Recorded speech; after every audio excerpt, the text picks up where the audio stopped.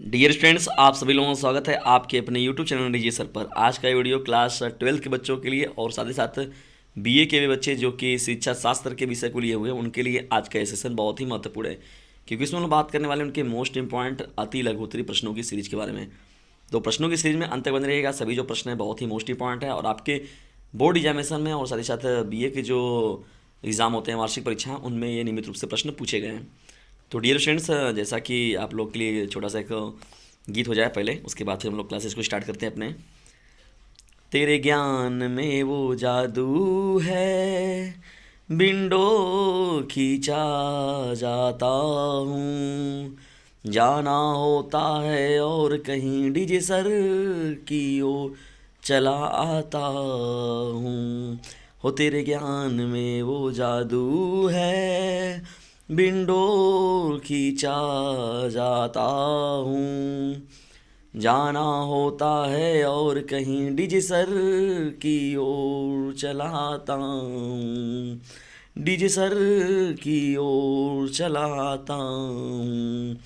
Most welcome dear student, एकदम सही सुना आपने कि डीजे सर की ओर चला आता हूँ। तो डीजे सर की ओर खुद भी आइए और लोगों को भी लाइए, ये मेरा आप लोगों से विनम्र निवेदन है। और जो आप लोगों के लिए फ्री सेवा करने का ये पहल जारी किया गया, इसकी सार्थकता को सिद्ध कीजिए। तो आइए हम लोग स्टार्ट करते हैं आज के सेशन को।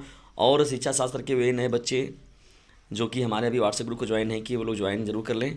950 690 200 ये हमारा व्हाट्सएप ग्रुप नंबर है। यदि आप इससे जुड़ जाते हैं तो आपकी तैयारी और बेहतर होगी और नियमित रूप से आपको PDF भी मिलता रहेगा, वो भी फ्री में। तो डियर स्टूडेंट्स, हम लोग स्टार्ट करते हैं पहले प्रश्न से। देखिए हम लोग का पहला जो प्रश्न दिया गया है, प्राचीन भारतीय शिक्षा में गुरु शिष्य संबंध को बताइए। बहुत ही इंपॉर्टेंट यह प्रश्न है। पहला प्रश्न, प्राचीन भारतीय शिक्षा में गुरु शिष्य का संबंध क्या था या कैसे ये संबंध एक दूसरे से जुड़े हुए थे, उसके बारे में लोग को बात करना है। डियर स्टूडेंट, देखिए बात कर रहे हैं गुरु और शिष्य की। देखिए शिक्षा की तो गुरु और शिष्य के बिना हम लोग कल्पना ही नहीं कर सकते, ये आप भी अच्छे से जानते हैं और हम भी अच्छे से जानते हैं। तो डियर स्टूडेंट्स, देखिए गुरु जो होता है, शिष्य का संबंध बहुत प्राचीन काल में केवल गुरुओं का ही महत्व नहीं था, बल्कि उनके साथ ही साथ शिष्य का भी बड़ा महत्व था। गुरु तो दिव्य रहते थे, लेकिन उनके जो शिष्य तैयार होते थे वो भी बहुत दिव्य होते थे। गुरु शिष्य का संबंध पारिवारिक, जनतांत्रिकी एवं श्रद्धा से पूर्ण था। देखिए श्रद्धा से पूर्ण की बात आ रही है, जैसे देखा जाए परशुराम के शिष्य देखिए महारथी कर्ण की बात हो गई, या जैसे हम लोग गुरु द्रोणाचार्य के देखिए शिष्य अर्जुन की बात हो गई। एकलव्य देखिए द्रोणाचार्य को कैसे उनकी मूर्ति से ही उसने कैसे दीक्षा ली हुई थी। तो ऐसे तमाम ऐसे संबंध हैं जो कि इस गुरु और शिष्य के संबंध को वो लोग बहुत ही मजबूत करते हैं। देखिए अगर शाब्दिक अर्थों में आप लोग बड़ा एकदम एक मजाक वाली बात भी थी कि गुरु गुरु गुरु ही रह गया और चेला चेला शक्कर बन गया, गुरु गुड़ ही रह गया और चेला चीनी बन गया। तो बड़ा कहावत है कई प्रकार का। देखिए यहाँ पर बात हम लोग कर रहे हैं गुरु शब्द का अर्थ अगर देखा जाए तो गुरु शब्द का जो अर्थ निकल कर आता है बड़ा होता है, और शिष्य शब्द का जो अर्थ होता है वो सीखने वाला होता है। यानी जो सीखना चाहता है, जिसकी मतलब लर्निंग प्रोसेस में वो है सीखना, शिष्य का मतलब ही होता है सीखने वाला। गुरु को देखिए शिष्य ऊंचा पद देता था, सदैव वो उनको अपना आदर्श मानता था। अभी भी देखिए यही है समाज में बनी हुई रूढ़िवादिता है। रूढ़िवादिता नहीं, ये तो एक परंपरा है और एक आदर्श है अपने लोगों का या अपने आदर्शों का सम्मान करना। ठीक है, डरना नहीं उनसे, उनका सम्मान करना। तो गुरु को शिष्य ऊंचा पद देता था और उसे बड़ा अनुभवपूर्ण ज्ञानी मानकर उससे हमेशा सीखने की इच्छा रखता था। ठीक है, ये बड़ी गजब की चीज़ है। और आज से देखेंगे 10 साल 15 साल पहले हम लोग के जो एजुकेशन में, अब धीरे धीरे चीज़ें देखिए बदलाव हो रहे हैं, धीरे धीरे लोग परिवर्तित हो रहे हैं और धीरे धीरे लोगों की विचारधाराएं भी बदल रही हैं। अब एक तरीके से लोग क्या समझते हैं, नहीं तो ये मेरा कस्टमर है, मैं हूँ ये, मतलब वो जो संबंध था, जो गुरु और शिष्य का जो संबंध था वो कहीं ना कहीं से धीरे धीरे फीका हो रहा है। और कहीं ना कहीं देख रहे हैं अब जैसे जिस प्रकार से जो बड़े बड़े एजुकेटर या बड़े बड़े जो बिजनेसमैन हैं वो सभी देखिए एजुकेशन के फील्ड में जब आ गए, तो ये एक तरीके से देखा जाए तो अर्निंग का या कमाने का एक साधन ही बन के रह गया है। तो गुरु और शिष्य का जो संबंध होता है वो तो प्राचीन समय में भारतीय प्राचीन शिक्षा से अगर देखा है तो बहुत ही प्रगाढ़ रहा है। और उसमें उसकी उस संबंध को एक बार जागृति करने के लिए कुछ ऐसे शिष्यों की ज़रूरत है और उसके साथ ही साथ कुछ ऐसे शिक्षकों के साथ साथ कुछ ऐसे बच्चों की भी ज़रूरत है जो उस पुराने रिलेशन को, संबंध को और प्रगाढ़ बना सकें। आइए डियर स्टूडेंट्स, हम लोग बढ़ते हैं महत्वपूर्ण प्रश्नों में दूसरे प्रश्न की ओर।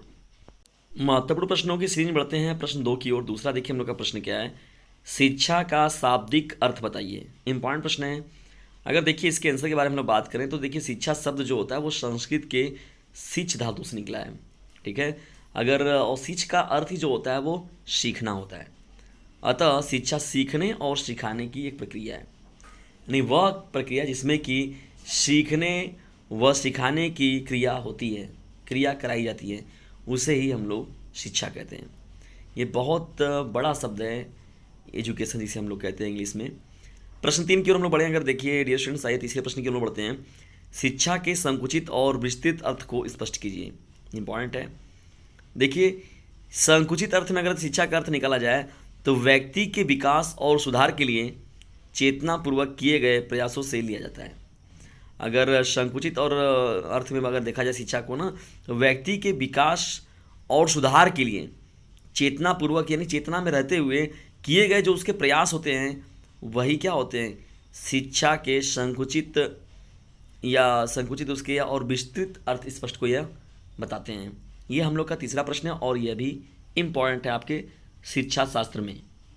देखिए बात यहाँ पर होती है व्यापार अर्थ में। अगर हम लोग शिक्षा को देखा जाए तो देखिए डियर स्टूडेंट, व्यापार अर्थ में शिक्षा एक प्रक्रिया है जो जीवन पर्यंत चलती है और जीवन के प्रत्येक अनुभव से उसके भंडार में वृद्धि होती है।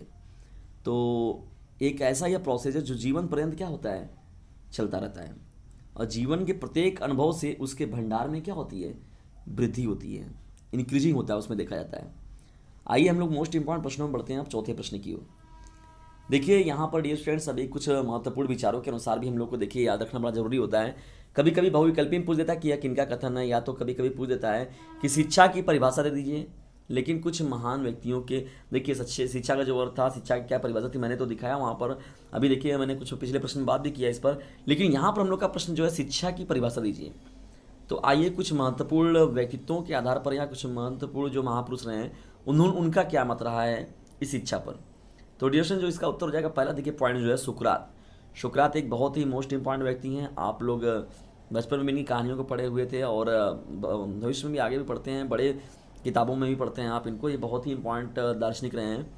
सुकरात के बारे में हम लोग बात करें तो प्रत्येक व्यक्ति के मन में निहित सार्वभौम वैधता के विचारों का बाहर लाना ही शिक्षा कहलाता है। देखिए कथन जो होता है वो ध्यान रखिएगा, उसमें अपने हिसाब से तोड़ मोड़ के मत बना दीजिएगा। वो जैसे बनाते हैं मुख्य रूप से जो विचारधाराएं के लोग अपने जो विचार रख देते हैं उन्हीं के विचारों में मतलब हम लोग एक्सप्लेन कर देते हैं। दूसरी देखिए इसमें जो महत्वपूर्ण बात जिनके आधार पर कही गई, प्लेटो के अनुसार देखिए प्लेटो का क्या मत रहा है। प्लेटो का कहना था शारीरिक, मानसिक तथा बौद्धिक विकास की प्रक्रिया ही शिक्षा है।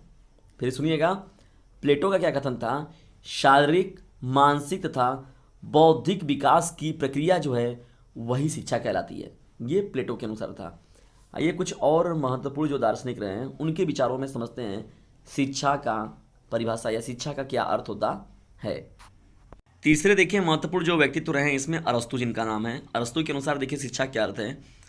अरस्तु का कहना था कि शिक्षा का अर्थ है स्वस्थ शरीर में स्वस्थ मन का निर्माण करना। ठीक है, स्वस्थ शरीर में स्वस्थ मन का निर्माण करना, ये अरस्तु का कथन है।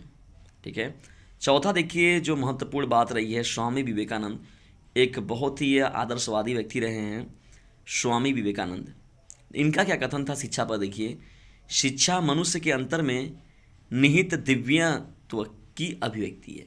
शिक्षा के बारे में बात की जाए, मनुष्य के अंतरात्मा मतलब अंदर की बात देखिए, उन्होंने इंटरनली बताया, निहित दिव्यत्व की अभिव्यक्ति है।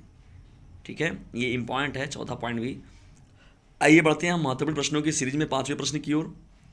शिक्षा की विशेषताएं बताइए। यदि आपसे यह पूछा जाता है तो इसके बारे में आप कैसे लिखेंगे अति लघु में। शिक्षा की परिभाषा में अगर हम लोग बात करें देखिए तो या आपने देखा अरस्तु जी को देखा, स्वामी विवेकानंद जी को देखा, प्लेटो जी को देखा, और जो आपके सुकरात जी थे उनको भी देखा आपने। तो इन सभी लोगों के आधार पर देखिए शिक्षा की विशेषताएं निकल करके आती हैं। आइए हम लोग इस पर बात करते हैं। देखिए मैंने यहाँ पर लिखा भी है कि पूर्व लिखित परिभाषाओं को गंभीरता से यदि मनन किया जाए तो शिक्षा की देखिए महत्वपूर्ण विशेषताएं निम्नलिखित हैं। और जैसा देखिए यहाँ पर पहला पॉइंट में दिख भी रहा है आपको, शिक्षा विकास की एक प्रक्रिया है। इंपॉर्टेंट है, शिक्षा जो होता है विकास की एक प्रक्रिया है। और दूसरा जो है शिक्षा आजीवन चलने वाली प्रक्रिया है। ऐसा नहीं है कि कोई 5 साल 10 साल या हम लोग कॉलेजों में पढ़ के निकल गए, इंटर कॉलेज में पढ़ के निकल गए या डिग्री कॉलेज पढ़ के निकल गए तो फिर वहाँ से हम लोग का एजुकेशन बंद हो गया। नहीं, यदि आप एक शिक्षक हैं तब भी समझ लीजिए आपको आपकी शिक्षा जारी है। आपने क्लासेज लेते हैं, यदि पहली बार आप 10th को पढ़ाते हैं, दूसरी बार उसी 10th को पढ़ाते हैं, तीसरी बार पढ़ाते हैं, 12th को पहली बार पढ़ाते हैं, दूसरी बार पढ़ाते हैं, जाहिर सी बात है आपके अंदर चीज़ें क्या होगी, उसमें आपके अंदर बहुत सी सुधार देखने को मिलते हैं। तो शिक्षा जो होता है वो आजीवन चलने वाली एक बहुत ही महत्वपूर्ण प्रक्रिया है। दूसरा भी देखिए पॉइंट जो है बहुत ही महत्वपूर्ण है, बहुत ही वन ऑफ द मोस्ट शिक्षा की विशेषताओं में बहुत ही इंपॉर्टेंट है, पॉइंट नंबर 2। चलिए बढ़ते हैं हम लोग अब छठवें प्रश्न की ओर। छठवां हम लोग का देखिए प्रश्न क्या है, ज्ञान की परिभाषा दीजिए। इंपॉर्टेंट है, आइए देखते हैं प्लेटो के अनुसार ज्ञान की परिभाषा को। देखिए विचारों की दैवी व्यवस्था और आत्मा परमात्मा के स्वरूप को जानना ही सच्चा ज्ञान है। ये प्लेटो का कथन था और ये बहुत ही इंपॉर्टेंट या दार्शनिक रहे हैं। तो इन्होंने क्या अपना मत दिया हुआ था, विचारों की दैवी व्यवस्था और आत्मा परमात्मा के स्वरूप को जानना ही सच्चा ज्ञान है। चलिए देखते हैं हम लोग प्रश्न संख्या 7 को। लगा है किसी का बनाता है क्या, जब पटाखा बम बजा रहे हैं लोग। चलिए भाई उनकी भी ज़रूरत है क्योंकि जीवन में उनके कई बार ऐसा अवसर मिलता है उनको, तो उन्हें भी अपना सेलिब्रेट कर लेने दीजिए। बम पटाखे जो हैं, डीजे वगैरह है, बाजा वगैरह है, उनको ही बजाने का पूरा अधिकार है, तो सेलिब्रेट करते रहें वो लोग। लेकिन उसमें उनके सेलिब्रेशन के साथ ही साथ हम लोग अपने भी इस जो ज्ञान का क्लास चल रहा है उससे भी हम लोग सेलिब्रेट करते रहेंगे। तो इसलिए क्लास 12 के बच्चे और BA के जो बच्चे हैं वो कहीं नहीं जाएं, अभी जुड़े रहें। अभी सेशन में देखिए इंपॉर्टेंट प्रश्नों की सीरीज बाकी है। बढ़ते हैं 7वें प्रश्न की ओर। लगता है हम लोग की बातों को सुन के पढ़ाका इस समय बंद कर दिए हैं। 7वें प्रश्न की ओर बढ़ रहे हैं, ज्ञान के स्रोत बताइए। डियर स्टूडेंट्स, इसका उत्तर हम लोग देखा जाए अगर तो ज्ञान के स्रोत के बारे में देखिए क्या है। हम लोग अपने इंद्रियों से देखिए कुछ अनुभव करते हैं तो वो भी ज्ञान ही है। तर्क शक्ति का मतलब होता है लॉजिकली किसी चीज़ के बारे में हम लोग सोचते हैं, वो भी है। शब्द की बात हो गई, शब्द जो हम लोग विचारधाराएं, शब्द की हो गई बात, वाक्यों की बात हो गई, जो वचन हम लोग लेते हैं, या प्रज्ञा की बात हो गई, श्रुति की बात, हम जो चीज़ों को सुनते हैं वो सभी के सभी जो है ज्ञान के स्रोत हैं। जाहिर सी बात है, कभी कभी देखिए महात्मा गांधी जी का जब बुरा मत सुनो, ठीक है, बुरा मत देखो, बुरा मत कहो था ना, तो ये सभी कहीं ना कहीं से ज्ञान के स्रोतों में मुख्य रूप से आते हैं। 8वें प्रश्न की ओर बढ़ते हैं। डियर स्टूडेंट, शिक्षा को प्रभावित करने वाले कारक बताइए। इंपॉर्टेंट है प्रश्न ये, शिक्षा को प्रभावित करने वाले कारक बताइए। पहला देखिए महत्वपूर्ण प्रश्न आपका क्या हो जाएगा, जनसंख्या। बहुत ही इंपॉर्टेंट है यह। अगर कोई क्लास आपका है, अगर उसमें 5 विद्यार्थी हैं, ठीक है, और पता चला कोई ऐसी कक्षा है जिसमें कि आपके 100 विद्यार्थी हैं, तो जाहिर सी बात है 5 विद्यार्थी जो पढ़ेंगे उनके नॉलेज के बारे में बात करें और 100 विद्यार्थी, तो देखिए कहीं ना कहीं से जनसंख्या जो है वो शिक्षा को प्रभावित करने वाले कारकों में महत्वपूर्ण है। देखिए यहाँ पर दूसरा जो पॉइंट है हम लोग को प्रभावित करने वाले विद्यालय का प्रभावित करने वाले कार्यक्रम, देखिए विद्यालय के जो अभाव हैं या अध्यापन का अभाव जो ये अभाव है, तो ये सभी चीज़ें भी जो है महत्वपूर्ण रूप से देखने को मिलती हैं। तो डियर स्टूडेंट्स, 8वें प्रश्न को जो आपने देखा यहाँ पर देखिए, शिक्षा को प्रभावित करने वाले कारकों में देखिए जनसंख्या की बात हो गई, विद्यालय का अभाव हो गया, तीसरी जो पॉइंट है आपकी विद्यालय का अभाव, अध्यापन का अभाव। तो यहाँ पर जो भाव लिख दिया गया, यहाँ पर डियर स्टूडेंट्स आप लोग अभाव लिख दीजिएगा और यहाँ बना भी लीजिएगा, अभाव हो जाएगा। तो ये आपका 8वां प्रश्न हो जाएगा। आइए इंपॉर्टेंट प्रश्नों की सीरीज में बढ़ते हैं हम लोग अगले प्रश्न की ओर। महत्वपूर्ण प्रश्नों की सीरीज में बढ़ते हैं हम लोग अब 9वें प्रश्न की ओर। शिक्षा के 4 उद्देश्य बताइए। आइए देखते हैं कुछ महत्वपूर्ण उद्देश्यों को। देखिए पहला जिसमें हम लोग का पॉइंट्स है डियर स्टूडेंट, सामाजिक उद्देश्य। सामाजिक उद्देश्य का मतलब आप लोग जानते हैं कि समाज में कैसे रहना है, अपने आदर्शों से रहना है, कैसे अपने लोगों से कैसे रहना है। एक संस्कार के रूप में जो हम लोग को चीज़ें देखने को मिलती है वो कहीं ना कहीं से शिक्षा के उद्देश्यों में ही गिनी जाती हैं। दूसरी देखिए महत्वपूर्ण बात होती है व्यक्तिक उद्देश्य, मतलब लोगों के अपने अलग अलग, जैसे कोई इंजीनियरिंग करना चाह रहा है, कोई डॉक्टर बनना चाह रहा है, डॉक्टर बन के सेवा करना चाह रहा है, कोई क्या है, मतलब कई प्रकार से देखा जाए तो लोग शिक्षा के उद्देश्य कई प्रकार है। व्यक्तिक उद्देश्य का मतलब कोई IAS बन के सेवा करना चाहेगा, कोई एक आम आदमी बन के ही समाज की सेवा करना चाहेगा। तो ये व्यक्तिक उद्देश्य होते हैं लोगों के अलग अलग। समाज में देखा जाए तो ऐसे अलग अलग उद्देश्यों वाले व्यक्ति आपको नियमित रूप से या रहता भी है जीवन में, ये ज़रूरी भी है। तो शिक्षा की वो भी कहीं ना कहीं से उद्देश्य ही है। तीसरी डायरेक्शन में देखिए जो महत्वपूर्ण बात आती है इसमें, सांस्कृतिक विकास का उद्देश्य। शिक्षा का देखिए महत्वपूर्ण कहीं ना कहीं से ये भी सभी चीज़ रहता है कि सांस्कृतिक जो धरोहर हमारी हैं, सांस्कृतिक जो हमारे कुछ क्रियाकलाप हैं, जैसे कुछ भाषाएं हमारी हो गई, कुछ हमारी धारणाएं हो गई, कुछ आदर्श व्यक्तित्व के विचार जो हो गए, वो भी कहीं ना कहीं से देखिए सांस्कृतिक विकास को आगे ले जाने का काम जो होता है वो शिक्षा के कंधों पर लदा होता है, या उसकी जिम्मेदारी के तले जो होता है इन सभी का विकास होता है। चौथा देखिए जो है व्यावसायिक उद्देश्य। भाई शिक्षा का देखिए उद्देश्य ये भी होता है कहीं ना कहीं से कि धन कमाया जा सके या आमदनी भी हो सके, ये भी है ज़रूरी, ये भी बहुत बड़ा तथ्य है इसमें। तो चौथी जो महत्वपूर्ण टॉपिक इसमें हो जाएगी, व्यावसायिक उद्देश्य भी होता है। तो व्यावसायिक उद्देश्य का मतलब आप लोग समझ गए होंगे कि व्यवसाय से संबंधित जो उद्देश्य शिक्षा के मदद से जो मिलता है उसे ही हम लोग शिक्षा के उद्देश्यों में काउंट कर लेंगे। तो ये 4 महत्वपूर्ण आपके पॉइंट हो जाएंगे। देखिए बात यहाँ पर अति लघु की हो रही है, मैं लेकिन लघु के हिसाब से आप सभी लोगों को तैयारी करा दे रहा हूँ, ताकि लघु में भी यदि यह प्रश्न पूछा जाए तो आप बनाकर इसमें लिख सकें। आइए महत्वपूर्ण प्रश्नों में बढ़ते हैं हम लोग 10वें प्रश्न की ओर। 10वां हम लोग का प्रश्न क्या, शिक्षा के व्यक्तिक उद्देश्य के कितने रूप हैं? शिक्षा के व्यक्तिक उद्देश्य के कितने रूप हैं? तो डियर स्टूडेंट्स यहाँ पर देखिए 9वें प्रश्न से जुड़ा हुआ आपका 10वां प्रश्न भी है। शिक्षक के व्यक्तिक उद्देश्य के देखिए 2 रूप होते हैं। अगर व्यक्तिक उद्देश्य के 2 रूपों के बारे में हम लोग बात करें देखिए, तो जो पहला पॉइंट इसमें हो जाता है अभिव्यक्ति हो जाता है। ठीक है, पहला पॉइंट क्या हो जाएगा, अभिव्यक्ति हो जाएगा। और दूसरी जो इसमें महत्वपूर्ण बात हो जाती है आत्मानुभूति हो जाता है। पहला पॉइंट क्या हो जाएगा, अभिव्यक्ति हो जाएगा, और दूसरी जो इसमें महत्वपूर्ण बात हो जाएगी आत्मानुभूति जो होता है शिक्षा के व्यक्तिक उद्देश्यों में कहीं ना कहीं से गिना जाता है। आइए इंपॉर्टेंट प्रश्नों की सीरीज में बढ़ते हैं हम लोग 11वें प्रश्न की ओर। शिक्षा के सामाजिक उद्देश्य के रूप बताइए। शिक्षा के सामाजिक उद्देश्य क्या क्या हैं या उनके कौन कौन से रूप हैं, उनके बारे में हम लोग को बात करना है। देखिए ये भी 9वें प्रश्न से रिलेटेड ही आपका 11वां प्रश्न भी है। शिक्षा के सामाजिक उद्देश्य देखिए मुख्य रूप से हम लोग बात करें तो 3 रूपों में होता है। आइए उसको हम लोग समझते हैं। देखिए डियर स्टूडेंट्स यहाँ पर जो उद्देश्य हैं, देखिए यहाँ पर जो पहला आपका उद्देश्य हो जाएगा सामान्य रूप, दूसरा जो है उग्र रूप, तीसरा जो है उदार रूप। ठीक है, तो ये 3 प्रकार के जो आपके रूप हो जाते हैं, ये बहुत ही इंपॉर्टेंट है प्रश्न संख्या 11 का। आइए बढ़ते हैं हम लोग 12वें प्रश्न की ओर। 12वां देखिए हम लोग का प्रश्न क्या है, माध्यमिक शिक्षा आयोग ने शिक्षा के कौन से उद्देश्य बताए हैं? माध्यमिक शिक्षा आयोग ने शिक्षा के कौन से उद्देश्य बताए हैं? तो उनके देखा जाए इस महत्वपूर्ण प्रश्न के उत्तर को हम लोग, पहला देखिए जो महत्वपूर्ण इसमें बात आती है निकल कर जनतांत्रिक नागरिक का विकास।